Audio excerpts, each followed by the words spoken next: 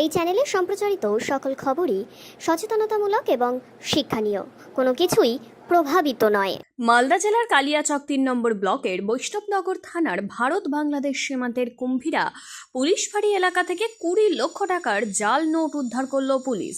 এর মধ্যে ৫০০ টাকার নোট, ১৯ লক্ষ টাকা এবং ২০০ টাকার নোট ১ লক্ষ টাকার। গোপন সূত্রে খবর পেয়ে মঙ্গলবার পুলিশ খোসলাপাড়াতে পুলিশের হাতে ধৃত রোবেল শেখের বাড়ি থেকে তল্লাশি অভিযান চালিয়ে বিপুল পরিমাণ টাকা উদ্ধার করে। উল্লেখ্য, বৈষ্ণবনগর থানার খোসলাপাড়ার রুবেল শেখ ওই এলাকার একজন কুখ্যাত অপরাধী। পুলিশের হাতে সে ধরা পড়ার পরে তাকে জিজ্ঞাসাবাদ করেই পুলিশ এই বিপুল পরিমাণ জাল টাকার হদিশ পেয়ে উদ্ধার করে।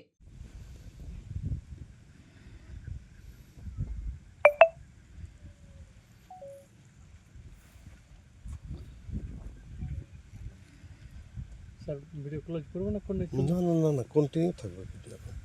তারাও আরও অল্প সময় লাগবে, বেশি লাগবে।